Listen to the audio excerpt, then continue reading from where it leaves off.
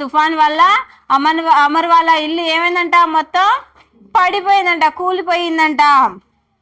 వహు పేడ్కే pass పహుంచా, అతను మళ్ళీ ఎక్కడికి వెళ్ళిండు, చెట్టు దగ్గరికి వెళ్ళిండు. పేడ్నే కహా, పేడ్ ఏమన్నదంట, మేరా తనా కాట్కర్ అప్నా గార్ బనాలో, నన్ను మొత్తం నరికేసి నువ్వు నీకు ఇంటిని చక్కగా కట్టుకో అని చెప్పిందనమాట. అమర్నే వైసాహి కియా. సో అమర్ ఏం చేసిండు, అట్లానే ఆ యొక్క చెట్టుని నరికేసి అతను ఆ చెట్టు యొక్క కొమ్మలతోటి దాని యొక్క కాండంతో ఏం చేసిండు, ఇల్లు కట్టుకున్నాడు. బహు సమయ బీత్ గయా, చాలా రోజులు గడిచిపోయాయి. అబ్ అమర్ బూఢా హో గయా తా, ఇక చాలా రోజులు గడిచిపోతుంటే ఏమవుతుంది, ముసలి వాళ్ళు అవుతారు కదా.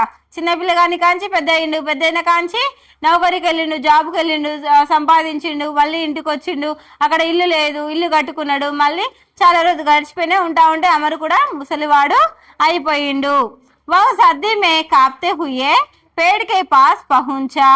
సో అతనికి బాగా ఏమైంది, అన్హెల్దీ, జలుబు చేసింది. జలుబు చేయడం వల్ల ఏమైంది, పేడ్నే కహా మేరీ శిఖా లకడియా జులాకర్ అప్ని సర్ది బగావో.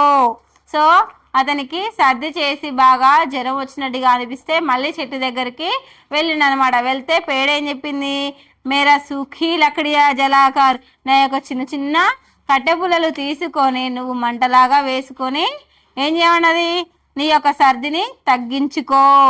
అమర్నే వైసాహి కియా, ఈ సరక్ పేడ్నే అప్ని సచ్చి దోస్తి నిభాయి. సో ఇందువల్ల పేడు అమర్కి చాలా నిజమైన స్నేహితుడు. మన నిజ జీవితంలో కూడా స్నేహితులు ఇలా తోడుంటారో ఉండరో, కానీ ఒక చెట్టు మాత్రం ఖచ్చితంగా మనం పుట్టినప్పుడు ఒక చెట్టు నాటినాం అనుకో, ఆ చెట్టు మనం చచ్చేంత వరకు కూడా మనకి నీడనిస్తూ, పళ్ళనిస్తూ, పూలనిస్తూ అన్ని రకాలుగా మనకి తోడుగా ఉంటుంది అని ఈ లెసన్ ద్వారా చెప్తున్నారు. అప్నే సచ్చే దోస్తు కోఖర్ అమర్ బడా దుఃఖీ హువా, ఉస్నే పౌదా లగానే కా నిర్ణయ లియా. సో ఆ చెట్టు పుట్టిన కాంచి పెరిగేంత వరకు కూడా అమర్కి చాలా సహాయం చేసింది.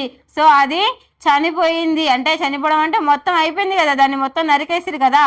అప్పుడు మళ్ళీ ఏం చేసింది అమరు, ఇంకొక చెట్టుని నాటాలి దాని ప్లేస్లో అని నిర్ణయించుకొని చిన్న పౌద అంటే చిన్న చెట్టు కొమ్మని తీసుకొచ్చి ఆడ నాటిండు, చిన్న మొక్కని నాటిండు. అది మళ్ళీ ఏమవుతుంది, పెరిగి పెద్ద వృక్షంగా మారుతుంది. సో మనకి ఎప్పుడైనా ఏమున్నా లేకున్నా కానీ చెట్లు ఖచ్చితంగా ఉండాలి. ఎందుకు, చెట్లు ఉంటే మనకి ఆక్సిజన్ అందజేస్తాయి, కార్బన్ డైఆక్సైడ్ని తీసుకొని పొల్యూషన్ అనేది తగ్గిస్తుంది. నవ్ డేస్ మన జనరేషన్ మొత్తం